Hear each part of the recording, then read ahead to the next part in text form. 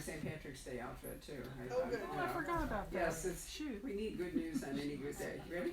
All right. Good evening, everyone, or all few of you. Thank you very much for coming out. Which this is going to be our last open event for a while till we see how things go. And I'm really delighted that Nancy Turner was willing to drive down here from her home and join us. We've had this planned for quite a while. Mm-hmm. So welcome. Thank you so much. Thank you for having me. I'm glad to be here. One of my favorite books and a perennial bestseller at the Poison Pen is These Is My Words. Most of you read These Is My Words. If you haven't, seize the moment because it's absolutely beautiful. It's called The Diary of Sarah Agnes Prime, 1881 to 1901, set in the Arizona Territory. How long ago did you write this book? Well, I wrote it in 1992, and it was actually in your store in 1998. So, why did it take us that long? I must have missed a beat. Well, no, it took that long to find an agent, to find a publisher, to get it actually on the shelves. So, Gotcha. 5 years from concept to publishing. It's a remarkable voice. I don't know about how all of you read, but the thing that hooks me to a book is really the voice. You know, am I enjoying the narration? Do I like the person who's telling me the story? I think you have to like somebody in a book to really stay with it, which is kind of my objection to a lot of the current trend for all these betrayal books. To make them work, everybody has to be so horrible that in the end you just don't care. However it goes. Anyway, this is a classic adventure of one courageous woman's life and struggles in the Arizona Territory. What moved you to, I mean, the good news is that if you've written a book set back then, it's never going to age right now. Well, true. I mean, history changes in remarkable ways because there's so much we don't learn in school, and so much that American students are not taught. And that's kind of fueled a lot of my writing because I was very interested, number one, in Arizona history, interested in our family line, which my dad was researching as I wrote These As My Words. And I discovered that they had lived in the Tucson area near where I was living then, and going to Pima College and then the U of A. I was breathing the dust that they had breathed 100 years before. And so it just really felt alive to me to imagine their lives back then. But I have found throughout all of my career in writing historical fiction that history is a vast, untapped mine that we just don't go deep enough into. Even more recently, not with the current book, but with My Name is Resolute, I took a tour in New England, and one of the places I wanted to see was the Old North Church. And the tour guide said, remember, it was 1/2 by land and 2/2 by sea. And I said, and so which one was it? And he didn't know. What an excellent thought. That's wonderful. So, it took some digging to find those things out. And every one of my books has taken some digging to try to get a feel for not just what was happening day to day, but how people lived, what was important, what did they know about, what did they read in the paper, what was a big deal in town if they paved a road. Oh my goodness, a macadamized road, that was like newsworthy front page, while the shootout at the OK Corral was on the 4th page in the last section. So history is just incredible, but our perspective is what I love. And I think telling a story, which I often do in first person, gives you a perspective, at least one person's view of history. And that's what I really, really, really enjoy. So who did you think Sarah Agnes Prime was? I mean, is she you? Is she a character that you feel like you know? She's a wonderful voice. That is the name of my great-grandmother. So she's part of my family tree, although I think I met her possibly when I was less than 2 years old. I was told by my grandmother, who was her youngest daughter, she said, well, you didn't know her, but you've just captured her so well. She was a lot like this, but it really was her mother whose name was Roxy, who was the real rough and tumble Arizona woman who said, you know, a good girl never goes anywhere without a loaded gun and a big knife. That was Sarah's mother. So those were words taught to me by my grandmother for my tender growing up years. When my grandfather said when I got to be 12, he'd teach me how to shoot a rifle, and he did. I love it. I'm thinking about Mae West and a good girl. So different definitions in different places. You know, I mean, if you think about it, Arizona was a church. I mean, it's not been that long, just over 100 years, that Arizona actually became a state, and it really was the Wild West. Well, when your grandmother, you know, was alive. When my grandmother was alive, it was certainly that. Some of the things I heard about it was that we were kept from becoming a state because the rest of the country didn't want us. So Arizona was a rough place and full of outlaws, and there was a lot of things that went on, but it really was kind of the tail end of nowhere. Oh, it was Arizona and New Mexico both, I think. They Yes. were the last, before we got to Hawaii and Alaska, they were the last two states Right. that came in. So, And yeah. in the memoir that my great uncle Henry Sylvester Prine wrote, he said they lived in the west end of New Mexico territory. Apparently it hadn't even been split yet, so it was all one big place. So it was pre-Civil War. So it's So interesting. have you given yourself any experience of trying to live in the same, you know, in England they have let people go and work in some of those big houses in a Victorian manner. None of them lasted.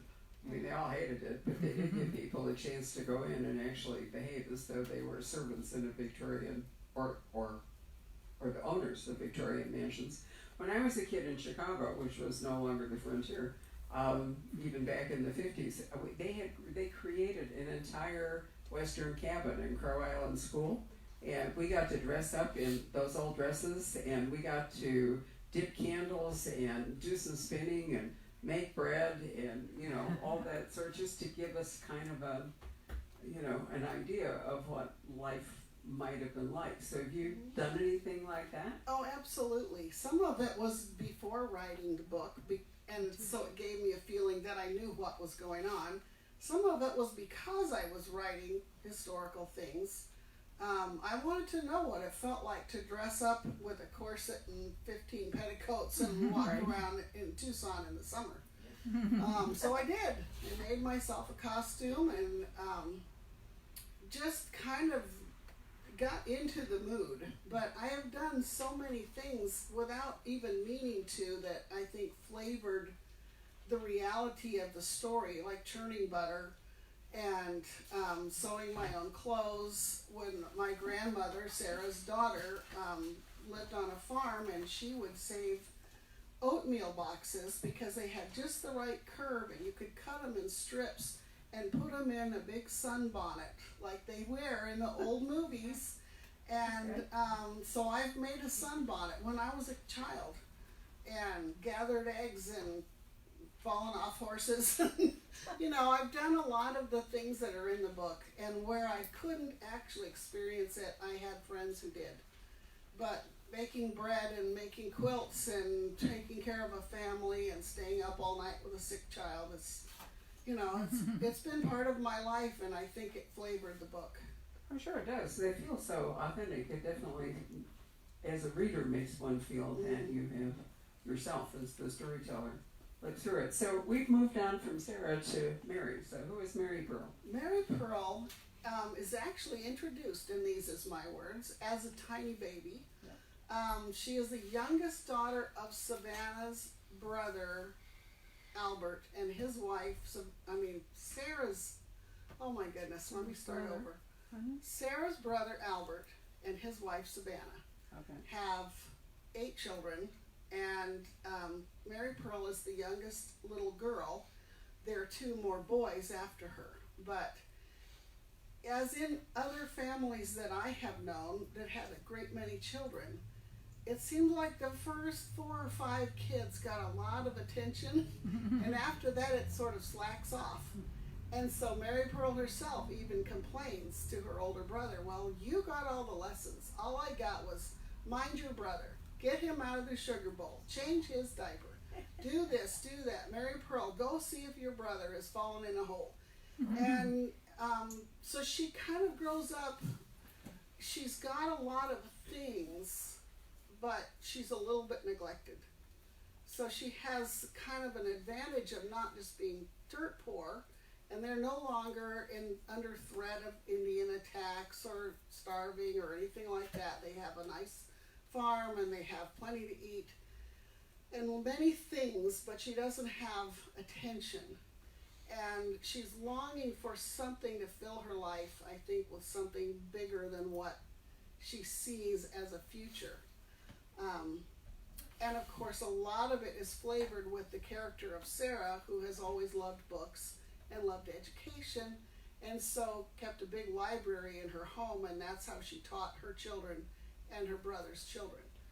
So after she discovers a book by Jane Austen called Pride and Prejudice, she decides that there might be something more for a girl than just to get married and go to fancy parties. Oh, so she read the right Jane Austen. If you've been seeing Emma, Mary might have turned out totally differently if Emma than the Jane Austen book that she had read. I guess we're all going to be home watching more, more broadcasts and so forth than we have. I want to turn this microphone over to my author, Donis Casey, who is a wonderful writer and who has written about a family similar to the Primes, but living in Oklahoma. And Donis and I have talked in many of her books about the kind of household chores and so forth that people had to do. Memorably, the book where I told you there was way too much about laundry. How hard it was. Pig killing. Right. So let me disinfect this microphone for you, and we will move on because Donis has things she can ask Nancy about. Oh Lord, it's like having diapers again here. Speaking of laundry, I know I've done laundry with a wringer washer too. That's a trip down. Yes. Yeah, my mother had a wringer washer too, and I Yes. was always just terrified that my hand was I Yes. was about 5 or 6 years old. Well, I was not terrified enough because I thought, oh, how bad can that be? So I did it. Oh, that was not nice. Yeah, well, I did an interview with Nancy for the historical novel review, and it was just a beautiful interview. And what really interested me is I was, as always from the beginning, since I read your first book and reading this one as well, is the kind of similarities. I mean, my character in my original series is named Alifair Tucker, and that's my great-grandmother's name. Oh. Yeah, and Didn't know that. the family is kind of based on my own background, even though it's fictional. Mm-hmm. And what happens to them is fictional. And I just could identify so much with everything that you've written, all of the books that you've written.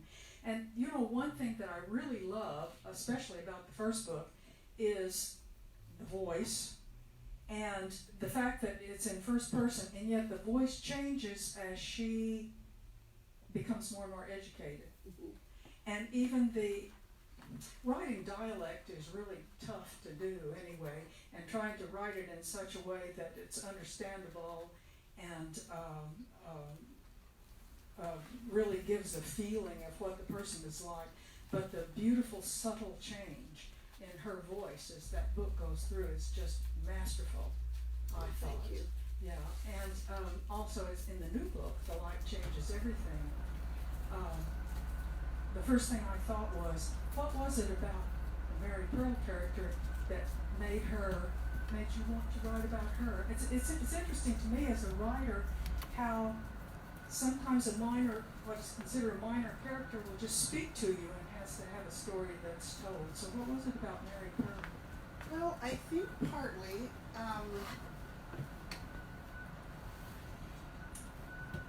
get my thoughts together there. I'm always intrigued by the different ways that young people, young women especially, find themselves as they're searching for adulthood.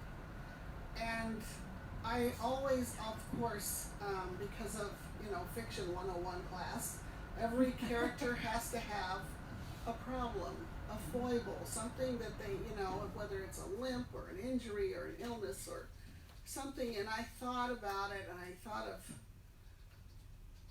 people in my life that I know, and I thought, what if her biggest problem was to just be so ever-loving beautiful that nobody takes her seriously, and nobody believes her when she says, well, I want to do this, and they look at her and go, she's so cute.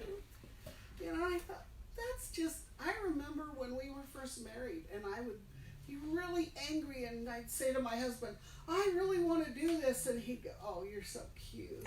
Oh, I'm so mad. So, it is a kind of a drawback that's different than if a girl had a lisp or something else, and I didn't want her to just be another cutesy person. I wanted her to have substance, but to be very misunderstood. And one of the people she is most misunderstood by is her mother. Right. Gee, I don't know anybody that ever happens to. So she has a difficult relationship with her mother, and a sort of almost inattentive relationship with her grandmother, who she sees as just this old lady who's in the family, and she never knows what's going on. And it was a beautiful side story, I thought, with the yeah. daughter. But we just accept her because Granny is kind of dingy and she doesn't know what's happening. And then the grandmother says, in a sort of a three-way spat between Mary and her mother and the granny, where the grandmother tells Mary she's not allowed to go over to her aunt's house ever again. So Granny says, oh yeah, she has to come over, and I'm going to dictate my memoirs, and she has to take them down. And so Mary Pearl takes down her grandmother's memories, and throughout the story, as she comes across difficult times, she turns to those memoirs to sort of give her a guideline, a place to go about things she can't ask her mother about. Mm-hmm. And she discovers something in aging that she never even imagined was there, that the reason that Granny falls apart at the table and cries over this and cries, but Granny's carrying sadness from many, many people, Mm-hmm. and it overwhelms her at times. Mm-hmm. And then by the end of the story, of course, Mary Pearl's relationship with her grandmother has become so deep that they don't even need to speak to each other. Mm-hmm. When I was reading the book, Light Changes Everything, I think I had just finished writing a new first book in a new series Mm-hmm. for me that features one of Alifair's daughters, who is a 15-year-old girl, the 8th child of 10, Oh, who decides that she's just bored beyond human understanding, and she's incredibly beautiful, and she decides to run away from it. Was the similarities in that fashion. it's almost and like we were listening to each Well, other. I don't know, but it was very, it was very, as I'm reading along, going, gee whiz. Yeah. And they both ended up in the same situation, more or less, and also your first boyfriend that she had, that she almost married, whose name I can't remember. It's funny, interesting, because I can remember Brody, but I can't remember the Yes, first his one. name was Aubrey. Oh yes, Aubrey Hannah, Uh-huh. a fine young lawyer, Yeah. tall, Uh-huh. reddish auburn. He's just, everything about him suits. Oh yes, Yes. Mhm. he's perfect. Mhm. He's a perfect cat. Yeah. But to her mother, he's perfect. He's rich. Right. He's handsome. He's Mr. Darcy. Mhm. And it turns out he's really Mr. Wickham. Yeah. George Wickham, Yes. villain, right? Yes, quite a villain. But he looks good, polished up in a uniform. Yeah. So, Yeah, I liked and then you had Brody give her this well, who she didn't take seriously at first. No, He she was didn't think a much of him. cowboy who worked for her Mm-hmm. father, right? Mm-hmm. And he gave her a hair, or Yeah. a bracelet made of hair. Yeah, Right, kind made of like a lanyard that you'd hang around Oh, a your neck lanyard, or yeah, something, but yeah, it's yeah. just But made out that's of something, horsehair. you know, we're talking about research, you're talking about research, and that's one thing when you write historical novels, just the research is unbelievable. Mhm. And you read, you know so much about the time period that you don't use. But it's like a fish is unaware of the water it swims in, you know, there's so much that you know about the time period, and that was a Victorian sort of, the Oh, things yes. made of the jewelry was supposed to be. Victorians, yeah, hair was really important, as taking a lock of hair from a loved one was a real memento. It was a real connection. Mm-hmm. And often, of course, a deceased person, they would take hair Mm-hmm. and make sculptures and jewelry and flowers and put them on the wall or wear them on a pin or something. I thought that was really a nice touch. Mhm. Yeah. Well, and people that I know that love horses, if you lose a horse Oh, yeah. and you have some of their Oh, tail. that also the story with her horse and how that ended up was kind of heartbreaking as well. Mhm. And anybody who's ever owned an animal really gets that Yeah, and loved feeling one. that she yeah. had with her. And my father raised horses too. Oh yeah. And yeah, it was the same thing. That and dogs. Yeah. Yeah. I didn't. We owned our first horses a couple of years ago. Mm-hmm. Really? I'd been around them, Mm-hmm. but never had one to feed and never saw them go through the training. And to find out that, 1,200-pound animal was kind of like a great big puppy. Yeah. You know, like this people. I could mean, they be- have different personalities. Oh, they do, and they have such personalities, and they can just come when you call them. Mm-hmm. They see you and they go, "Oh, Mom's here. Maybe she's got cookies." You know, they run to you, snuffle your face, and they just become pals. I just love them. Another thing that was in that book that I thought was outstanding was the two boys that were kidnapped and Mhm. held for ransom. And when I did the interview with you, I asked you about that, and I was amazed that you said that was not a true story, or that was not taken from something that actually happened. No, it's fiction. It's But fiction. yeah, it was just amazing. I mean, it was just so real. I figured that you had read that in the newspaper, in some Well, 1920s The newspaper. curious thing is, in Arizona, 100 years ago, the biggest crimes in the southern border area were smuggling, kidnapping, and running guns and drugs. Gee, what a surprise. Nothing has changed. Nothing changes, No. Yeah. does it? So instead of smuggling cars, they were stealing horses and cattle. And kidnapping was a form of a career choice for some people. It was just something that happened, and times were really raucous 100 years ago. It was a time of so much smuggling, because I was trying to think, well, there's a link here, and it sounds like this is the era of Pancho Villa. Yeah. I'm just sure that's going to come into this. The Mexican Revolution is going to play a part in this story. Mm-hmm. But as I started digging into that, again, that unknown history that I only knew a smattering of and a few pictures, it turns out that it wasn't Pancho Villa's time at all. It was 1907 to about 1912 was a period of a huge amount of smuggling and gun running by the Germans Right. through Arizona, down into Naco, and into Sonora, Mexico. Right.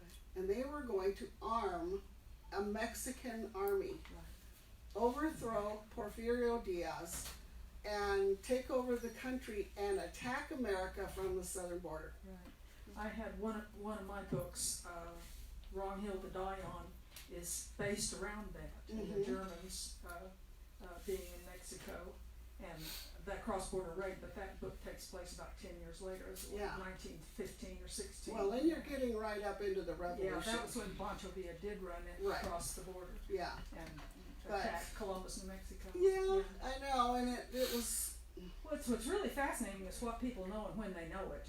Yes.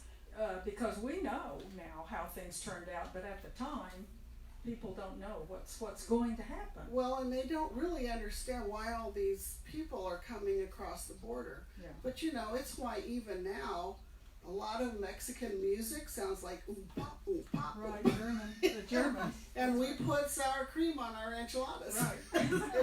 Those are not Mexican foods. Aha. Those are Germans and Swedes that brought that to culture. Yeah. So I thought it was really interesting, and it made a sort of sidebar, but the complexity of what was happening to people that lived here, because there was just this rumbling, this feeling of impending Right. doom, somewhat like today. Yeah. But there was so much going on and so much to be afraid of, and yet there were families that just cared You about just each lived your other. life. Yeah, that's the way it And, was. And I was really interested in how when Mary Pearl went to Illinois Mhm. and went to school in Illinois, and yet and she makes a friend of a rather high class young lady up there who goes to cotillions and that sort of Yes. thing, and they become good friends, but and they're both really fascinated by one another. Yeah, they're more curious about each other than at first. You know, they sort of have some respect, but The girl in Prairie is her name. The Yes. girl in Illinois kind of thinks that Mary Pearl is some real exotic. yeah. And Mary Pearl Who can thinks, shoot a gun and yeah, and she's always saying, "Are you carrying guns now?"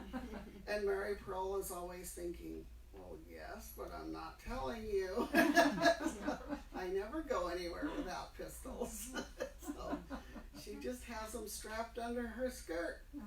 I can't imagine, but you know, it was how she was brought up. Right. It was different. She well, you didn't. can't get away no matter, well, it's the old saw about, you can take a girl out of the country, but you can't, or, Yeah. because no matter what you become in life, you're always carry with you the way that you were raised. Right. And she's so competent, because that's the way it was that's the way it is when you're raised on a farm or you're raised on a Well, ranch. sure. Yeah. Is that you have to, you do things that we can't even imagine. Well, and that's just part of it. And I know going to my grandparents' farm, Me too. there was a rifle behind every door. Yeah, me too. You never absolutely. knew where Mhm. there'd be a rattlesnake in your living room, That's you know, right. or sometimes a two-legged one at the door. That's right. Absolutely. That's right. So that was just part of life, Mhm. And a necessity too. yeah, it was a necessity, and you're so far from help. There was no Absolutely. help You have to know how to take care of yourself. in Arizona. You're far from help, and you're far from Safeway, Yeah, and you're far from Kentucky Fried Chicken. So That's you right. better know how to cook and raise your own food. that's right. Mhm. And Take you care know, of animals. I had a great Defend yourself. relative a few generations back that fell in a well and broke his ankle and then died of gangrene. It wasn't a bad injury, but there wasn't any care for it. Mm-hmm. And you know what they did for him is they poured vinegar over it. Oh, that's. That just sounds terrible, hurts. but it didn't heal it. All this coronavirus thing. I wrote a book that was set during the flu epidemic of 1918. 18, yeah. And it was like this in that there was no cure. They didn't know what was going to happen. And so, the things that they did to try and help themselves was sometimes it's kind of sickening, like the turpentine. Putting turpentine on sugar and taking it was supposed to be a cure and things like that. Yeah, I remember even hearing about lamp oil Kerosene. on a sugar cube. Kerosene was for asthma, Right. and So. so well, you were lucky if you lived, but people did live. Yeah. I Well, they made them extra strong. If you did live through it, you were we extra didn't strong. we didn't have all the additives in the food. We Oh, didn't that's have true. chemicals. We didn't Right. have hormones added to things. Right. And I think if you could make it through your childhood diseases with a good constitution, you could live a long time. Yeah. And a lot of my relatives were closing in on 100 when they finally passed. So, I mean, Sarah herself was 96, and my grandmother was 95 when she died. My mother's 88, and she's digging a garden. Oh wow. They're just, our ladies live a long time. Well, it's just absolutely a fascinating thing to follow that family all the way Thank through. you. Do you have, you kind of told Sarah's story. Are you going to continue on in the same vein, or do you have other things Well, working? I'm at a stage where I'm not sure what I'm going to write next, because I've had this other book sort of like keeping the piano bench down for a long time, and it is not historical, but I'm also not sure about it because I've sent it to my editor in New York and she didn't care for it. So I put it away for another couple of years, and then I dug it out and I thought, I don't know that it's I that have bad. one of those too. Yeah. And yet I'm really, my plan, my overall arching plan of my writing is that I wanted to set, because we found out our family tree goes back to the 1680s in this country. And I'd like to set a story in major points of history.